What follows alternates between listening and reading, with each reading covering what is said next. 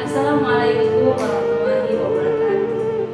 Segala puji hanya milik Allah Subhanahu wa taala, Tuhan semesta alam. Shalawat serta salam semoga tercurah kepada Nabi kita, Nabi Muhammad sallallahu alaihi wasallam, beserta keluarga, sahabat dan seluruh umatnya hingga akhir zaman. Pertama-tama marilah kita panjatkan puji syukur kehadiran Allah Subhanahu wa taala karena atas limpahan rahmat, taufik dan hidayahnya kita dapat berkumpul di tempat ini dalam keadaan sehat walafiat. Hadirin yang dirahmati Allah, pada kesempatan hari ini izinkan saya menyampaikan sebuah ceramah dengan tema obat penyembuh dari setiap masalah hidup kita. Semoga apa yang dapat saya sampaikan dapat bermanfaat bagi kita semua untuk bekal hidup dunia maupun akhirat. Kita pengen tadabbur ayat supaya bisa healing perasaan kita yang sedang terbuka, healing tentang beban, gimana cara biar kita tuh kalau bahasa tengahnya itu rilis beban masalah curhat supaya rilis gitu. Kan rilis curhat, oke. Itu salah satu metode. Terus apa metode lain untuk kita rilis atau kita bisa healing dengan ayat-ayat Al-Quran? Tadabbur. Jadi ada tafakur, ada tadabbur, ada terapi Islam dan banyak hal-hal yang bagus, tapi tidak ada yang lebih indah, lebih tepat dan lebih efektif daripada terapi dengan tadabbur Al-Quran. Bukan hanya baca Al-Quran, tapi tadabbur Al-Quran menghayati, memahami pesan-pesan Allah di dalam Al-Quran. Makanya ketika Nabi punya masalah, obatnya adalah Al-Quran. Itulah kenapa di dalam Al-Quran Allah menyebutnya wasyifaun lima fisyudur. Dia itu obat penyembuh. Bahkan bukan obat. Kalau obat itu dawa, kalau syifa penyembuh. Dawa belum tentu sembuh, bisa sembuh, bisa tidak. Kalau syifa ya udah pasti sembuh. Maka Allah menyebutkan Al-Quran itu sebagai bukan dawa tapi disebutkan sebagai syifaun. Tapi yang lebih dahsyatnya lagi adalah dia memang obat mental. Pertanyaannya, bagaimana menjadi Al-Quran sebagai syifa, healing ayat-ayat ini? Bagaimana cara kita mentadabburinya? Semua ayat-ayat sama, cuman yang membedakan satu dengan yang lain adalah badilahnya, tapi semua sama-sama istimewa. Jadi nggak boleh ada satupun ada yang tidak anggap penting alif, lam, mim. Apa pentingnya nun? Kop, shot, satu huruf doang. Nggak bisa aja sehingga kita merasa membaca ayat itu nggak terlalu istimewa. Sama satu huruf pun itu istimewa di dalam Al-Quran. Di Al-Quran kata Nabi, satu huruf seperti 10 kebaikan. Jadi kalau kita baca nun itu aja udah alhamdulillah, udah ngaji 10 kebaikan. Loh itu, tapi kalau udah tahu 10 kebaikan, ngapain satu huruf? Udah jawab kola, mim, wama, yatun.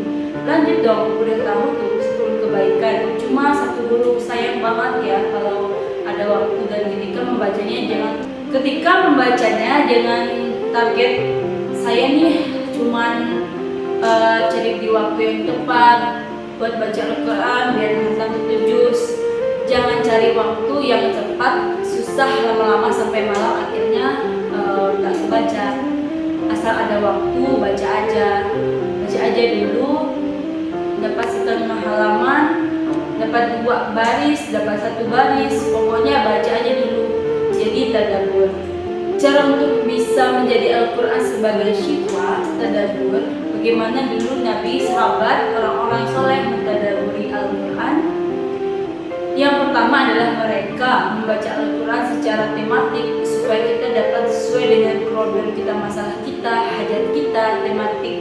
Lagi ada masalah apa kita karena ayat Al-Quran turun kepada Nabi pun secara tematik, secara kontekstual, apa yang dialami Nabi itulah ayatnya. Al-Quran tidak terus sekaligus kepada Nabi,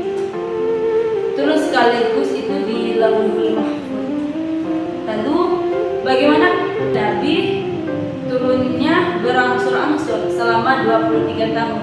Kenapa berangsur-angsur? Dan kenapa nggak urut turunnya? Yang pertama adalah Al-Fatihah dan Al-Qalam. Kenapa sekarang Al-Fatihah lalu Al-Baqarah? Kenapa nggak Al-Fatihah, Al-Alaq, kemudian surah apalagi ya terutama sesuai dengan urutan urut. Kenapa kok dibalik-balik, kok diacak-acak? Karena Al-Quran itu secara tematik, teman-teman, hikmahnya, apa hikmahnya? Karena dia tidak turun sekedar dibaca, dia turun untuk ditadaburi supaya jadi solusi petunjuk dalam hidup. Petunjuk apa? Petunjuk masalah yang lagi dihadapi, dan kita nggak akan dapat petunjuk kalau nggak ngerti, kan? Coba baca petunjuk penggunaan obat, bahasanya bahasa yang nggak ngerti, maka sebagai dosa tadabbur kita pahami dan memahami apa yang sesuai dengan tema kita. Boleh aja bagus banget baca Al-Quran secara berurutan, tetapi itu target baca ya, target tilawah, bukan target tadabbur. Tadabbur berbeda dengan tilawah. Tilawah tetap diam, nggak bisa diganggu gugat. Udah segitu aja, satu hari 1 juz, setengah juz, 2 bulan sekali khatam, sebulan sekali khatam. Itu lanjut aja udah. Karena itu memang target membaca, tapi target tadabbur beda sama target membaca. Bikin 2 target, kalau tidak pun memang nggak panjang-panjang dan nggak berurutan. Jadi kita mau lagi ada masalah apa sih? Gimana kita cari temanya? Satu bisa nyari di Mbah Google ayat tentang teks keluar buat kita yang